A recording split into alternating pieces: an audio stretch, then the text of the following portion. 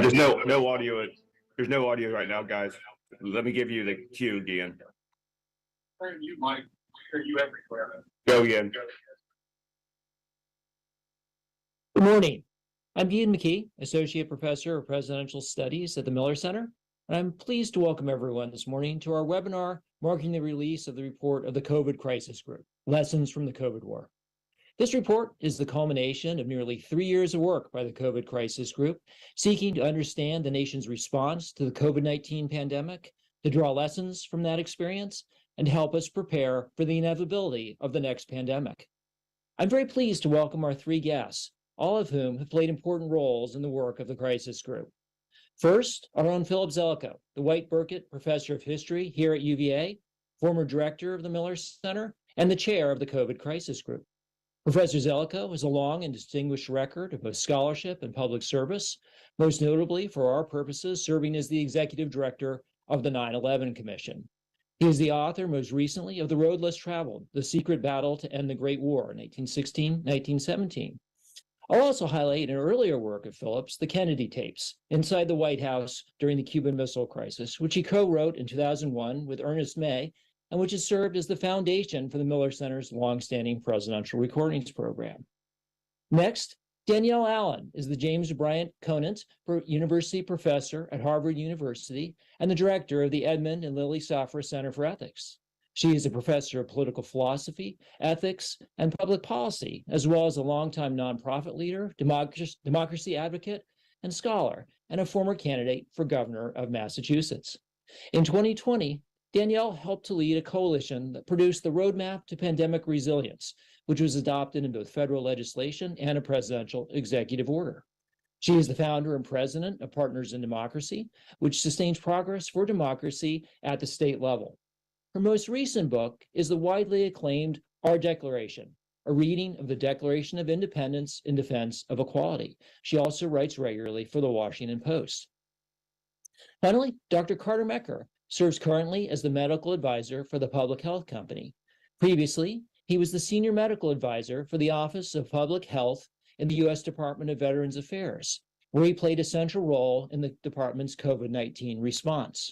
From 2005 to 2011, he was director of medical preparedness policy at the White House Homeland Security Council, where he supported the development of federal policies to enhance public health, biodefense, and pandemic preparedness. He was also a principal author of the National Strategy for Pandemic Influenza Implementation Plan. Welcome, all three of you. We're excited to have you today. And I want to dive right in to go back to the beginning of 2020.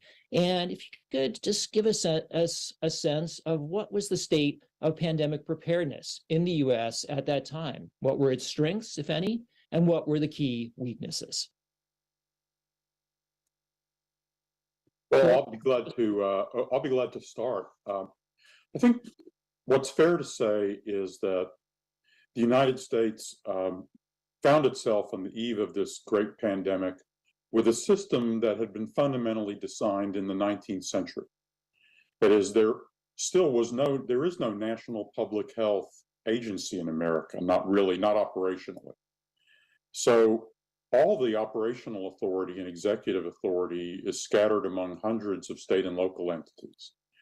After 2001, after the 9/11 crisis and worries about bioterror, there was a really encouraging surge of efforts to get ready for a possible pandemic and work on pandemic preparedness. That's the kind of effort that actually enlisted people like Carter Mecker, our colleague on the panel, in building some of those early structures. And there was a really promising period of rapid structural improvement at the national level, I think through the 2000s. But then for about the last 10 years before the pandemic, attention drifted to other things. Some of the programs were still there, but a lot of the vitality was beginning to drain from them. And so what you had then was a situation where you had a fundamentally 19th century structure for managing a great emergency. On top of that, you had drafted some promising federal programs that in the previous 10 years had kind of been hollowed out. So there were some programs there was some money there, but what was missing above all above all, was preparedness. This is not fundamentally a story about follow the science. What America was missing was not science. What America was missing was not actually money. We were willing to spend more money than any other country in the world.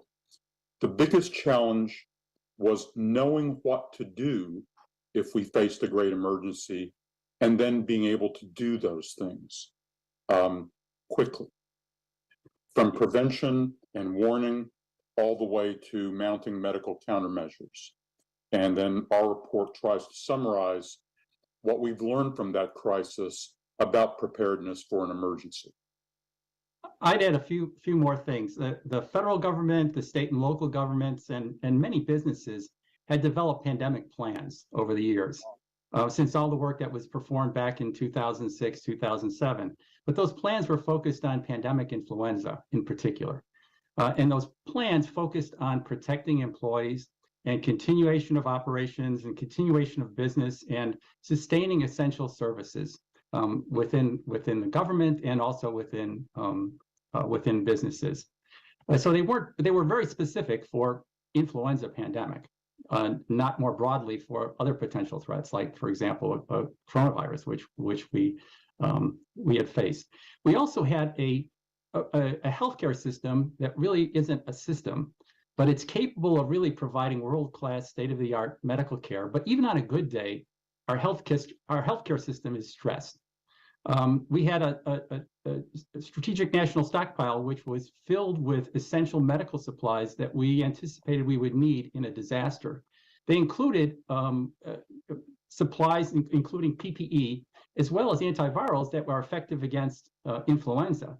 But we had no countermeasures in that stockpile that would be effective against a coronavirus.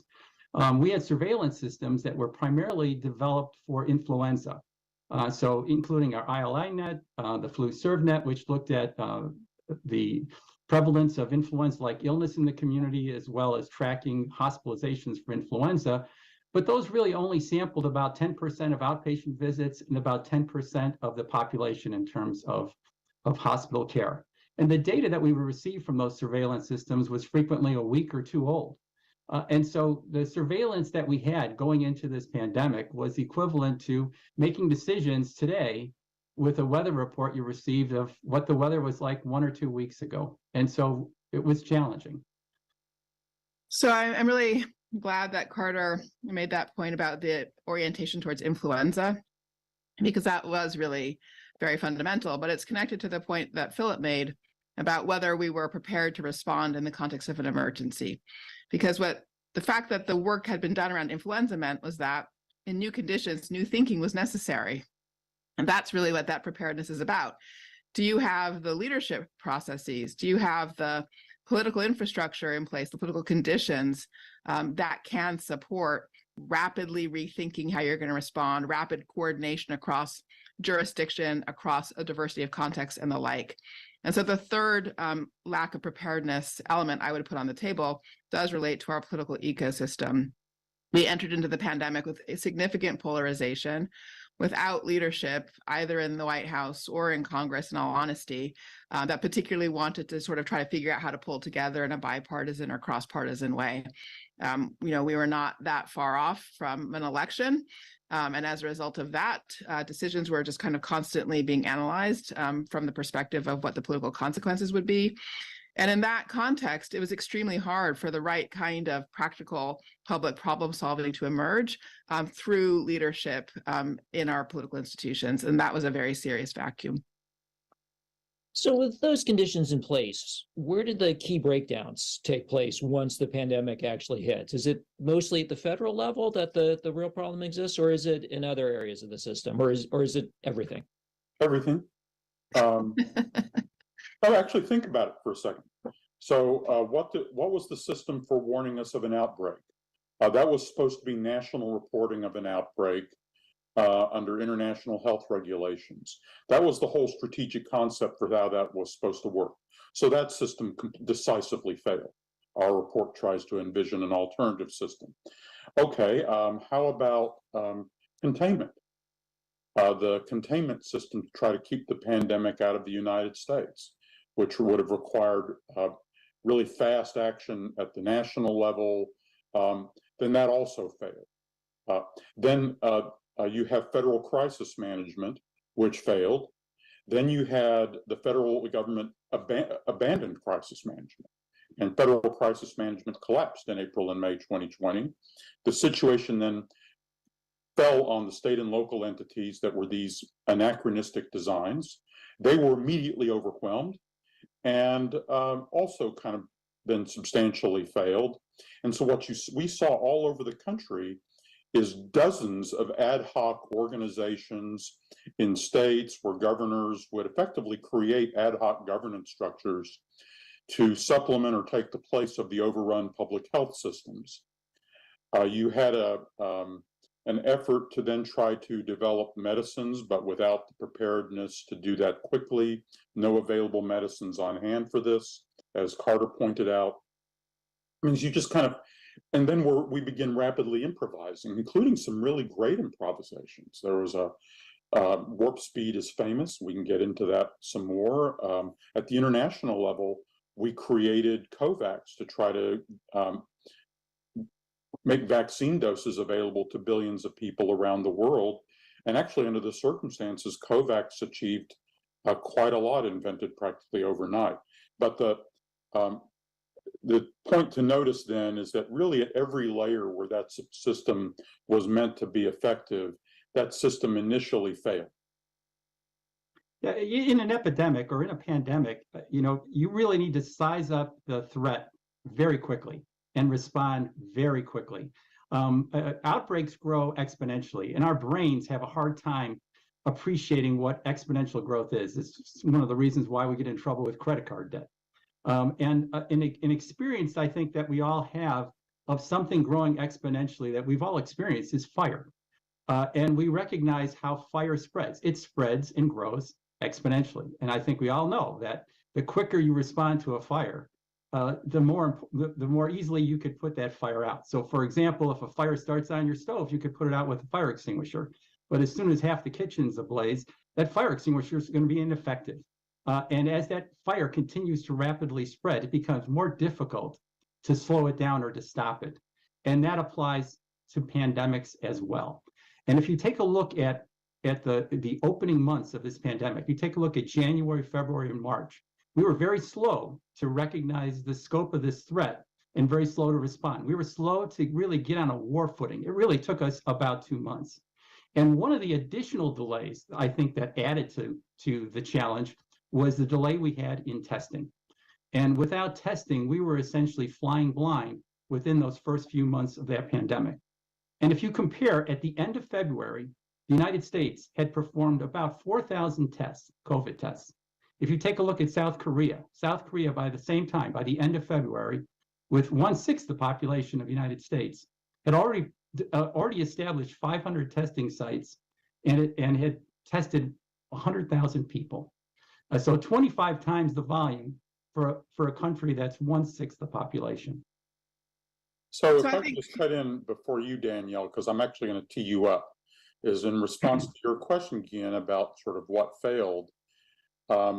Danielle's whole role in this crisis, because she may not want to brag on herself, but she was one of the people who in March 2020 stepped up basically to create ad hoc work because of the government failure. And she then formed a group with others, say, well, since other people aren't coming up with toolkits of what to do, I'm going to organize it myself. So again, since she might not have been eager to brag on the role she played, I wanted to kind of introduce her in that context. She was part of that improvised response. I appreciate that, Philip. It's true. I was not going to talk about that actually, but I appreciate your mentioning it. Maybe I'll say a little bit about it. But what I was going to say was, I was going to point to that moment where the testing failed, where the CDC failed to get a workable test for the country when other countries were already well underway. South Korea, Germany had made good progress and the like. And the reason that's so important is because I think it helps us think about this sort of how we understand, what does it mean when Philip says everything failed, right? How dire is that? How dismal is that? In my own view, there was a lot of weakness throughout the whole system. But I think Carter's fire analogy is exactly right.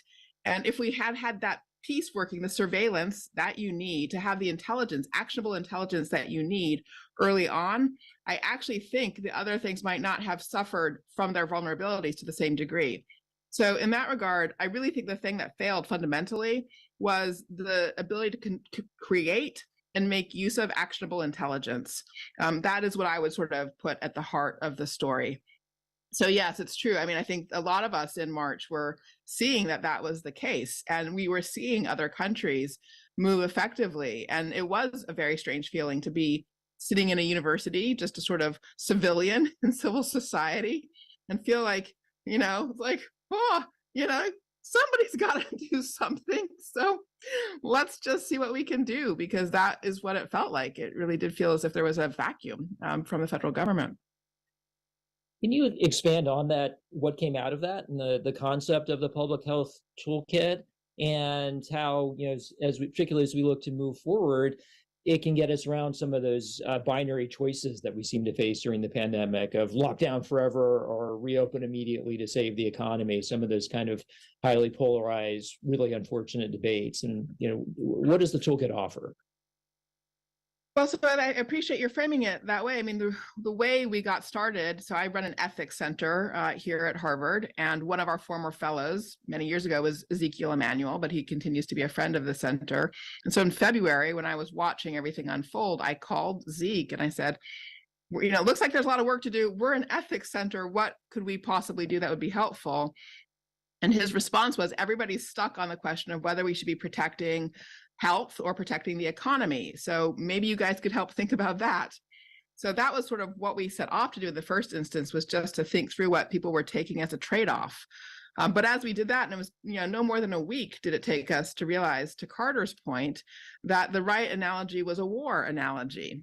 And in a wartime context, sort of a set of existential questions, there's not a trade-off between the economy, for example, and fighting the war, protecting life, or between health and protecting the economy.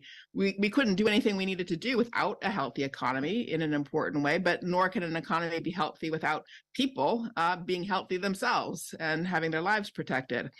So we realized our job was to really sort of shift the focus and help people think about how to align the goals of protecting lives, liberties, and livelihoods. And the minute you make that flip, it was just sort of very obvious that you need that intelligence from surveillance to see where the disease is, to try to connect that to responses, building towards vaccines, but then also therapies as quickly as possible, and to let people have the tool to see where the disease is so they can protect themselves. So that did lead to a toolkit that was around the use of testing and figuring out how to ramp up production so that we could deliver at the level that we needed. But testing had to be in those early days, especially connected to contact tracing and also to supported isolation. We were seeing so much spread in contexts of low-income workers, basically, who were not in a position to take themselves out of circulation. And so although professionals were locked down, right, working people were not really. And so we were never ever more than really half locked down, but we weren't giving people the resources they needed to isolate and to be able to sort of take the disease out of circulation. So the model, was not that fancy. It was really just what other countries were already doing. But it took us sort of having to help do some frame shifting to make the space for people to see that toolkit should be used here, could be used here, would help us navigate through what felt like trade-offs. How widely adopted would you say pieces of that were? Ultimately, quite comprehensively. The trouble is, in some sense, the time delay, right? So in other words, after Biden was elected, he passed an executive order to establish the Pandemic Testing Board, which had been one of our recommendations already orally to people in March 2020 and then on paper in April of 2020. And then that's why everybody in the country got a set of free tests and the like, was as a result of the work with the Pandemic Testing Board and contracts with test manufacturers. But honestly, we needed that 10 months earlier, basically, not in that point after January 2021. So Where we had more success, honestly, was at the municipal level, where we did see mayors taking the toolkit and connecting with their public health departments and really figuring out how to start getting supports for isolation and contact tracing and testing going as best they could in their own communities. But to Philip's point, I mean, the job was really quite overwhelming. And without the backup from the federal government, there was a limit to how far people could get with that. I mean, I would argue that we didn't deploy the full toolkit backed by money to do a testing program to reopen schools confidently until the winter of 2021, 2022. And that's probably at least a year, maybe more, late. And that had really large effects on how much longer America kept its schools closed in comparison to most other affluent countries in the world. Yeah, I think that's clearly one of the key costs as we think about the legacy of the pandemic. And turning to that, I was struck by a point that the report makes that was a little counterintuitive to me, but it was fascinating to think about it. And you describe policy failure as driving polarization rather than the other way around. And you've already, I think, alluded to that, but can you explain that relationship in a little bit more depth, and how that flowed? So, of course, there was already a lot of ambient polarization in the country, as everyone knows. But in the first weeks of the crisis, there was actually a lot of fear and anxiety, but also a lot of willingness to take public advice on what to do to be safe because people were worried. So there was an opportunity for the country to come somewhat more together around strong crisis management and common efforts to combat this. Instead, what the public sensed very quickly is that the leaders didn't know what to do, and that they didn't have the toolkits ready. We didn't have tests. We began offering clashing guidance about whether or not to mask. And then there was the initial lockdowns in the second half of March. But as the lockdowns eased and became unsustainable, as Danielle pointed out, there was actually no plan for what to do next. And then instantly what happens then, into that void, all the toxic politics rushed in. So Trump begins denouncing his own government, which is meanwhile turning desperately to blunt instruments as it's visibly floundering and flailing, trying to figure out what to do. Trump then moves to downplaying the problem and acting as if it doesn't exist because he's attacking the efforts to combat it, therefore must not be a big problem. It actually was a really big problem. It's just that the people who were trying to manage it visibly didn't really know what to do. And that then created, already by the summertime, a really deteriorating political environment that actually, instead of bringing us together, was driving us further apart. Danielle's efforts actually were all about trying to cross party lines and come up with efforts for common action. As she can recount, she had some success in areas that were governed by both Republicans and Democrats. I mean, at the operational level, where people were actually dealing with the emergency, there was a lot of opportunities for people to come together, once there was some leadership and some vision about practical things to do. No, that's exactly right. And I mean, just to point to bipartisan efforts, Senator Cassidy, Republican of Louisiana, and Senator Smith, Democrat of Minnesota, co-drafted suppress COVID legislation that was quite good, that did provide the strategic framework and the vision. But so bipartisan cooperation was possible, but it was, ultimately sort of disconnected from the levers that were actually driving decision making. That was very painful to watch, for sure. But I do think I agree with Philip that there was a sort of early window, sort of similar to after September 11th, where there was a sense of wanting to come together, wanting leadership. And that, I suppose you can call it a moment of opportunity, was really squandered at the end of the day. So the pre-existing polarization was able to kind of rush back into the vacuum that was left there. And then I think people have not really understood how tightly the politics of the election and the politics of COVID response were connected to each other. So for me, one of the hardest things to watch was the fact that in May, when Congress put forward a package of COVID response items, the package, the legislation that I believe was the HEROES Act that was put forward, also included election-related policies. For example, funding for the post office and things like that. And so that meant that the kind of politics about how we run elections were completely entangled with the policy decisions around responding to a public health crisis. And so that legislation sat for months because those two issues had been locked together. And that one hurts my heart just in a deep and profound way to this day, that our politicians permitted it to happen, that those two things got linked to each other in that way and therefore became immovable. Dr. Mecker, how did you see those kinds of political processes playing out, particularly in your role within the government?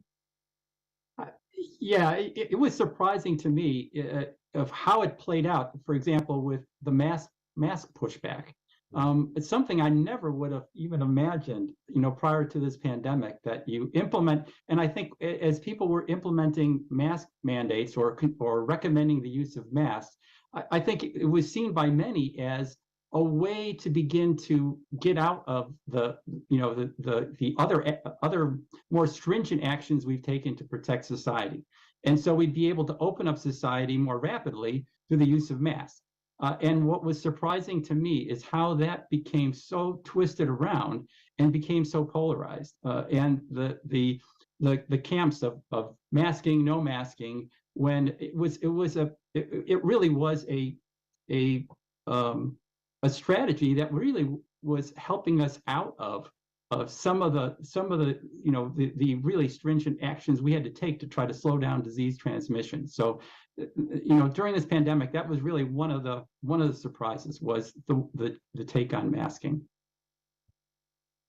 Public health as an expression of personal political identity in Yes. other respects. Yeah. And actually that was also not frozen from the start. We recount an episode in the book in which, in July of 2020, it's already well into this, Republican pollsters came to President Trump and said, we think you ought to really come out strongly and advocate masks. And actually, they had polls showing that the large majority of Republicans supported that. This is July 2020. And Mark Meadows, then White House Chief of Staff, said, yeah, but it'll really piss off the base. And that was that. Then, of course, Trump starts doing things like ostentatiously tearing off his mask after he comes back from the hospital, where he was really quite seriously ill from COVID himself and had probably contributed to infecting other people. Let's turn to what's typically seen, I guess, as the great success of the U.S. response, Operation Warp Speed. And the report, I think, doesn't disagree with that, but you do argue that the lessons are somewhat misunderstood, the true lessons of Operation Warp Speed. I wonder if you could all speak to that and what that means, what we take moving forward. Well, the Warp Speed is above all a lesson in how to think about the relationship of government to the private sector in a giant emergency. Warp Speed built on a lot of government investments in research, including things like the mRNA platform that then really paid off in the crisis. But a lot of people have this image of Warp Speed in which they think of Warp Speed as a research and development program. But actually where Warp Speed really scored was not there at all. In fact, Pfizer did not participate in the research and development side of Warp Speed at all, and developed its vaccine on time. Where Warp Speed scored was as a program to manufacture the vaccines on a gigantic scale. And that part of the program also eventually included Pfizer too. The other thing Warp Speed did is it developed a way to distribute the vaccines on an enormous scale using the network of drugstores in America, a plan that was partly developed by a gifted employee at the CDC. So those were landmark successes in manufacturing and distribution. Warp Speed then failed to develop a public campaign to help persuade people to take the vaccines. And Warp Speed also adopted a Buy American approach that then backfired. It backfired globally, and it even ended up backfiring for American business. Yeah, I also think one thing that has been lost, or I think people don't realize, is all the work by scientists to develop mRNA vaccines and vaccines against other coronaviruses, including SARS and MERS, prior to this pandemic, and how pivotal that work was for us to be able to accelerate the development of vaccines. Had that not occurred, we would have been in much greater trouble. We would not have had these vaccines developed in this record time. And so, it was fortuitous that this happened to be a coronavirus. So it happened to be a virus that we had been spending time developing vaccines for. We already had development of prototype vaccines. So it was the scientists were able to pivot very quickly and really accelerate the development of vaccine. And you can see, again, this theme of preparedness.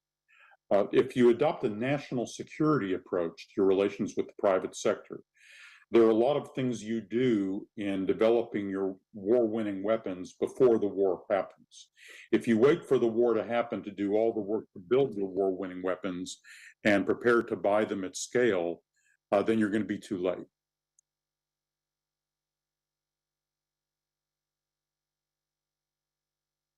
Let's think- start out- oh, Well, go just ahead. a little footnote there. I mean, the other really important point of that, though, is right, you need your full arsenal, so to speak.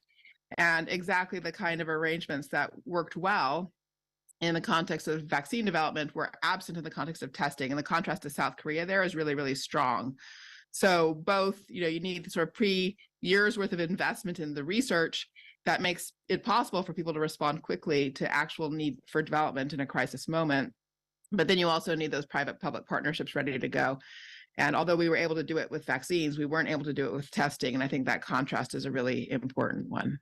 Yeah, and actually to add to that, not only were we not able to do it with testing, we weren't able to do it with drugs. Right. We weren't able to do it with therapeutics. Exactly. So Warp Speed actually failed on the development of therapeutics. We failed to make the advanced market commitment to buy huge amounts of Paxlovid when it was developed in early 2021. The result being that when the Omicron wave hit at the end of 2021, we had almost no courses of Paxlovid available. And we also had no plan for how to tell doctors to use Paxlovid once we made it available. So even to this day, the large majority of patients who get COVID are not being properly treated with therapeutics that are available because even now that we have enough of it, we didn't accompany it with the guidance for deployment in the field. I think this is a really important point as we think about future preparedness, because it really is this trio of diagnostics, or I should put it in a different order: prevention, vaccines, diagnostics, and therapeutics. And this is a place where I actually think the public health field itself requires learning and growth. The public health field has been very oriented towards prevention. It has really seen that as its job. And so it really sort of emphasized the importance of also paying attention to and engaging in therapeutics. I think the circumstances of different diseases will require different solution sets, but preparedness would mean that you're ready to figure out which aspects of the trio of prevention, diagnostics, and therapeutics you will need at any particular point in time. So I hope, for me, that's like one of the biggest lessons that I hope people will take from all of this, and that we'll think about that research infrastructure, that developmental infrastructure, and those private public partnerships across all three dimensions going forward. We've received some interesting questions from our audience members. So before we move to kind of wrapping up, I want to take a few of those, and they follow on some of these conversations. Ellen in our audience asked whether part of the problem was that the leadership of the CDC is a political appointment. And she also asks, does the CDC receive private funding, and does that create a potential conflict of interest? So I think we can take either those specific points or more generally discuss the role of the CDC in what happened in 2020, 2021, and what needs to be different in the future. I think the issues the CDC are way more fundamental than that. I think spending a lot of time arguing about whether the director should be Senate confirmed or not is a bit like arguing about the arrangement of the deck chairs in the Titanic after the iceberg hits. The fundamental issue is, what should the CDC be? What should it do? I mean, we have this image of the CDC as America's national public health agency. The CDC, to some extent, even has that image of itself. Well, this crisis exposed that it's not. It does not have it has no operational and executive capabilities around America. It can't manage and it wasn't built to do these things.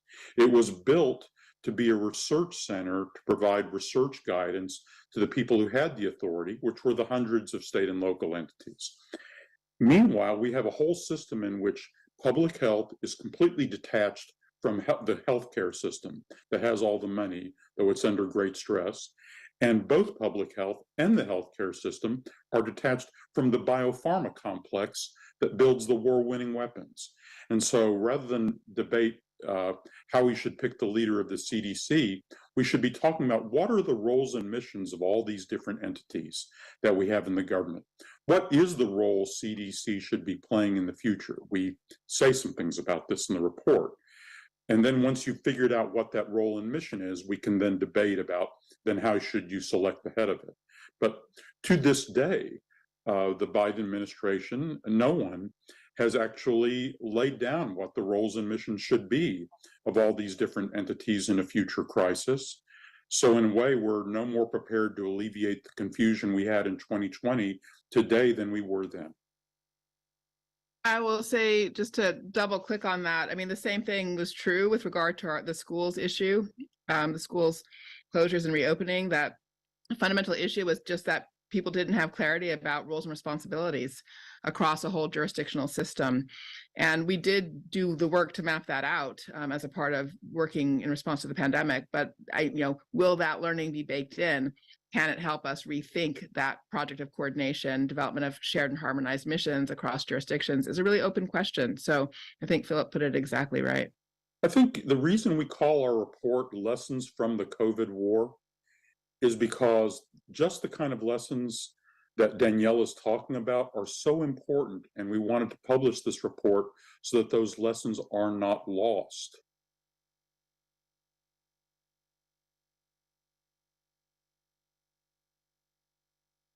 A question now from Isaac in our audience, and we've talked a bit about other countries, but he asked, what can the U.S. learn from other countries that were better prepared, that responded more effectively? Is there anything we haven't highlighted that South Korea or Germany or Japan did that would fit into this, into the response you're suggesting? I'll add one thing, which is really just to put a name on things we've been talking about, which is about how federal systems operate. So I'm thinking here specifically of Germany and Australia. They all operated their federal systems better than we did ultimately. So for example, Germany, one of the very first things they did was set up sort of data systems. They made sure there were sort of new computing systems in all of their local public health agencies. They made sure everybody was ready to be operating with the same data platform for responding to the pandemic. We did not do that. We have not had the capacity to do that. It is still not on the agenda as a thing that we should be doing. But in order to coordinate across our incredibly diverse and complex jurisdictions, that's got to be fundamental. Relatedly, in Australia, the government immediately set up a bipartisan cross-state coalition of leadership to be working with the central executive federal leadership. We didn't do that, right? I mean, the president was sort of call into the National Governors Association periodically, but it wasn't structured intentionally as a kind of bipartisan coordinating council to knit the jurisdictions together. So for me, really, the sort of issue of how do you operate a federal system and how do you operate it specifically in an emergency is a place where there are lots of lessons to be learned from other countries. And we laid a lot of this out in the report. It's really important to stress, don't compare the United States just with we have this image of the Germans as so totally efficient. We have data in the report that compares the United States with the whole 300 million people in Europe. So you can compare, say, Florida with Spain, and Spain does 50% better than Florida. Or Italy does 30% better. And this is, taking into account the differences in median ages. So this tells you something profound about the way government is organized to be operationally effective. And Danielle's illustrations are exactly on point. Those are just the kind of choreographies those governments do because they're operationally oriented in ways that our system is not. Its fundamental point is we went into this crisis with a system fundamentally designed for 19th century problems, and it's not good enough. And that system has a public health system and a healthcare system that are totally disconnected. And that's a major problem. The healthcare system has tremendous assets that could be of tremendous value to public health. All the clinical information that's embedded within and across our healthcare system, if you could tap into that information, there's your surveillance system, almost in real time. Each hospital, in effect, is looking through a keyhole, but it's looking through a keyhole in almost real time. It knows what's happening in its ERs. It knows what's happening in its ICUs. It knows how many patients die every day. The public health system is trying to gather that information through other means, and it's always delayed, and they have a broader view, but it's always by definition delayed. What we need to look at is when we talk about a national health security enterprise, what we're talking about is bringing those systems together. It's looking at our healthcare system, which really isn't a system, but in ways it did behave as a system, in certain respects during the war. And I think if we could rekindle that and start there and build that kind of connection between pieces of our healthcare system and then integrate our healthcare system and our public health system, we would be able to build the surveillance systems we need. We'd be able to answer questions during an outbreak. For example, evaluate treatments and very quickly, like UK was able to do with their national healthcare system. And we'd also be able to improve care overall, whether in peacetime or in war. And by the way, a lot of this can be done with existing technologies in the existing systems. We're not calling for the creation of a giant federal agency, and you might not even need a giant act of Congress to do this. You do need a driving vision of where we want to go and what kind of system we want to have. Exactly. This is so important. I cannot underscore enough how important this is. To put it in a really blunt way, what I like to say is we have a politics that is often stuck on this argument between whether or not we should privatize everything or subsidize everything, whereas what we actually need to do is reorganize everything, okay? That's sort of the basic point here, is that we don't need new technologies, we don't need a new agency, but we do need some coordinating reorganization. Where's the spark for that reorganization? Who takes the initiative to take these legacy institutions, public health, local and state level, academic medical centers, these cultural barriers that separate them, these historical legacies that they don't talk, and break all that down? What I'm looking for is what's the next step? Who moves that forward? Actually, I think the easy answer would be, we need the president to have an epiphany, or we need a White House czar. Actually, the way change happens is through reports like ours. You cannot read our report and not come away with it saying there's all this low-hanging fruit, and you come away with it with a better idea of what needs to be done. As lots and lots of people get that insight all over the country at all levels, metro medical centers, state, local, people working on congressional staffs, once there's just more and more of a shared understanding of the way things need to work, then actually that's one of the ways change happens. It doesn't often happen from the woman or man at the top issuing the grand order. Other thoughts on that? Yeah, I would build on the efforts that started during this pandemic with the cells that were formed locally. I think that's where it has to grow. It's going to have to be more organic. I don't see it starting top down. What I see this is it starts to emerge organically, and I think it builds up steam.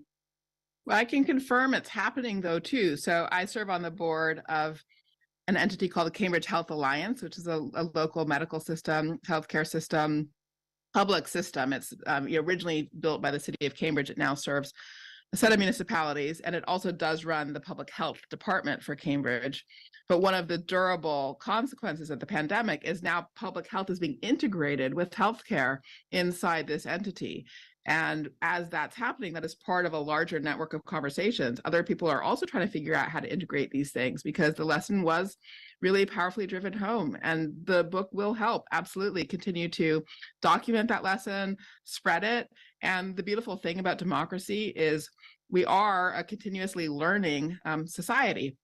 And we're structured to tap into our capacity for continuous learning. So I do think that that sort of devolved sense of learning happening everywhere, reorganizing happening across all sorts of different sectors is a really powerful vision for how we can achieve transformation.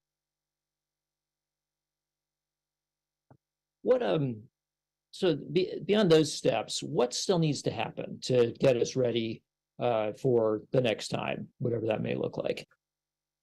Well, let me just bring the subject a little bit to the global side and to the medical countermeasures point. We talked a little bit about warp speed a few minutes ago.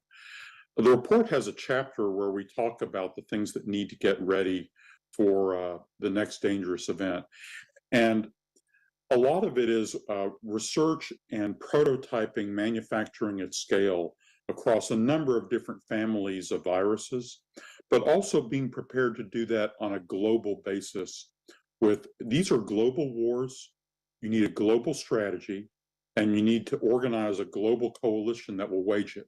Just a handful of countries and regions will end up doing the decisive research and manufacturing. But if they have the global view in mind and pool their resources, we can be much more effective in doing the advanced work so that if the next crisis emerges, we really can achieve the goal of the vaccine is ready in 100 days. Does that require spending money in advance like we do in national security? Yes, but the virus, this war taught us that when economists say that pandemics are one of those few things where you spend billions to save trillions, that's not hyperbole. That's actually what happened in this crisis. Yeah, I think, Richard Hatchett, who is the CEO of CEPI, the Coalition of Epidemic Preparedness Innovations, talks about a vaccine library of building on the success that we had with the vaccines that were developed for coronavirus.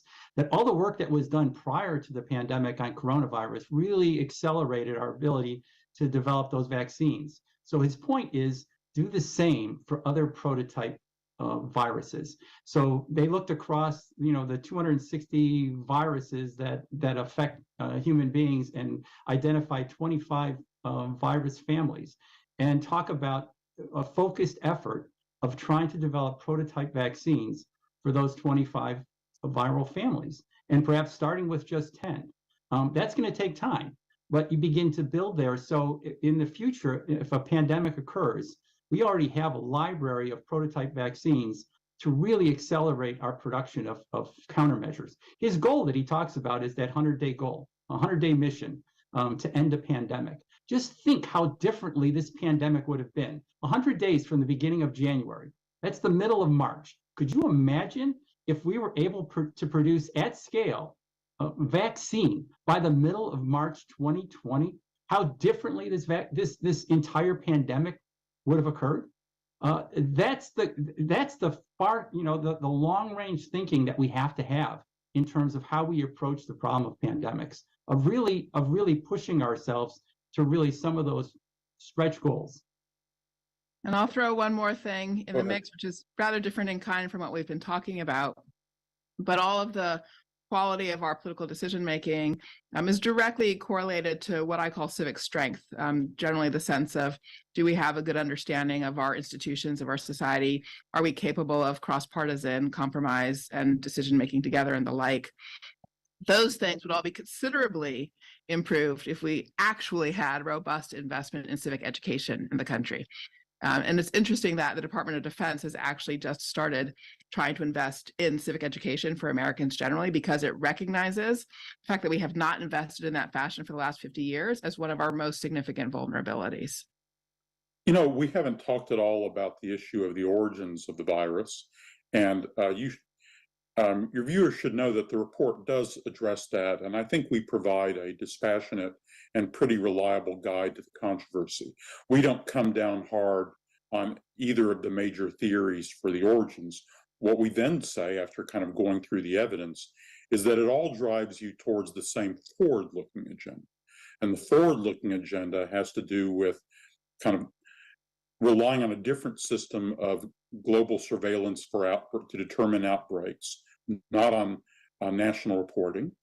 And the other part of that agenda, which is very important for the future, is we need to get a handle on the riskiest biological research. We are engaging now at a frontier of biological engineering, doing things that were technologically impossible even 10 years ago. And there's some immensely dangerous possibilities out of all this, and this crisis and the controversies remind us about what those possibilities are, including possible links to frontier AI. And a number of members of our group are working on this problem of how to get at the frontier of biological research. Only a handful of countries are on the frontier of this right now, and so it's possible to try to make progress here, but we really need to get to work on it. So is it fair to sum up the origins controversy then, that we should really act as though both theories were true in terms of our future preparations? Right, because we don't know which one is true, and so we need to make preparations as if either could have been true.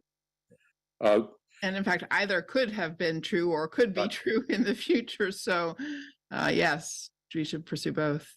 Yeah. Neither team has to win that one. Let's see. Lisa in the audience asked, and I think this flows from a number of those comments, but what is the appropriate role for the private sector in these preparations? What more needs to happen on the private sector side? Well, it's huge. Remember Danielle was talking earlier about the significance of the testing issues, and then Carter was giving some of the different numbers, US versus South Korea. Those numbers grow directly out of two different ways of preparing to work with the private sector. The private sector drove success, and oddly, other countries worked with their private sectors much more effectively than we did. And manufacturing testing at scale, knowing what to do with the tests when you had manufactured them at scale, lining up the financing so that you could make the market commitments to the purchase of the testing equipment at scale. There's another version of this for drugs. There's another version of this for vaccines. All three of us have been talking about that. This crisis offers all kinds of lessons how if you adopt a hands-off attitude towards this, you're going to get the worst possible results. So you have to treat this as a national security kind of issue and develop a partnership with the private sector in order to be prepared for war before it happens. And most of the critical infrastructure in the United States is owned and operated by the private sector. And so you do have to work every sector. You need to work hand in hand, including the healthcare system. And by the way, when Danielle was working on her stuff on toolkits to reopen schools and businesses, one of her great achievements is she immediately included private sector stakeholders in all of her discussions to figure out what would work and be practical for them. Is that fair, Danielle? Yes, no, we did. I mean, both in the original testing work and then in the schools related work. I mean, one of our mantras was always, all stakeholders. We need to get everybody at the table here. We need people across ideological divides, and then we need each category where somebody is being touched by this. So partnership, real network building. We learned a lot from General Stanley McChrystal and his fusion cells concept for how you organize around making sure you get intelligence where you need it to solve problems in crisis situations. So that fusion cell model, I think, is a really good one, and it really trains you to kind of make sure you're bringing all stakeholders to the table. So, well, before we move to final thoughts, and I know it's only a few days since the release of the report, but I'm curious what kind of response you've received to its analysis and recommendations so far. Oh, well, it's been very gratifying. The day of the report's release, the Washington Post devoted its entire editorial column to a discussion of our report, and kind of concluded by basically saying every American needs to read this report. Well, okay, we'll take that. And then there just have been a number of and the responses to it have not broken down along partisan lines. There was a really interesting House hearing about a day ago where Republican congressman was grilling the head of the American Federation of Teachers, Brandy Weingarten, about school closures. And Weingarten finally said, you know what, I think actually you should listen to what I have to say, because we may actually be able to come together on this.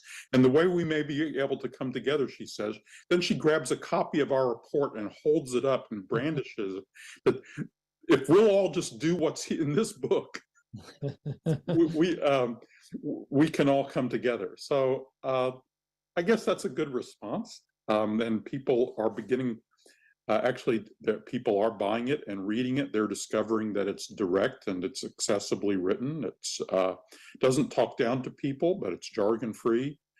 So it's that's why we got 34 people together. Is we tried to, since the government wasn't going to form a commission to work on this, we had originally come together to plan such a commission. We decided we needed to find a collective voice and just speak out, because all the things we've been talking about were apparent to us, and there is a way forward. You don't have to be fatalistic and think the situation is hopeless. It's not. Final thoughts. What do you hope 5 years out, 10 years out, this report has accomplished? I'd be curious if each of you could share a thought on that. Oops. 5 years, 10 years, is that the time frame you just gave us? You could choose your preferred time frame. Yeah, well, let's say 5 years, I guess, because preparedness is that important, right? That you want to act with a sense of urgency. And it's a great and it's a hard question. And it's a big reach, a big ask, but I would love to see across the country that every state government actually had facilitated those partnerships between public health and healthcare systems. Because if state governments were doing that, then I think the federal government could reasonably build on that, so that we have a kind of coordinated infrastructure on this front. And I think we also have to bite the bullet and face the fact that we have to solve our data systems integration problem across that space. That would be my 5-year goal. I would second what Danielle said about the integration of public health and healthcare, really building a national health security enterprise. I think that's critically important for us to move forward. And I think what I would see in 5 years is hopefully what we see is a groundswell, that we begin to harden the progress that was made during the pandemic, that really was made kind of informally and on the fly, of how do we harden the things that she talked about in terms of what's going on in Cambridge. How do we copy that across the country and spread those ideas? I want to underscore what Carter said, and I think there is a chance that we can begin to, what I want to see in 5 years is an increasing sense that public health, healthcare, and the biopharma complex are being organized for a common purpose of national health security in a way that we'll look back on and say we'll gaze happily at this past system without nostalgia. Because I want to underscore the healthcare system right now turns out actually to be in really grave trouble. We just had a number of our experts together to launch this report, and they commented that we have a chapter about the healthcare system being under siege. Doctors, nurses, The crisis accelerated a shortage of key doctors, like in infectious disease and nurses. That shortage now has turned into a downward spiral. The nursing shortage is now a major crisis in many of America's metro centers. I think has not been well publicized. We think, well, yeah, public health is ragged. Biopharma is off on its own, but at least our healthcare system is a glittering jewel. And I'm just going to tell you that people who are working on the front lines in that system right now are actually seeing that the COVID war has pushed the system now into a downward spiral of growing crisis. And if we come together around this national enterprise vision, which is not we're not getting into single payer or any of that stuff.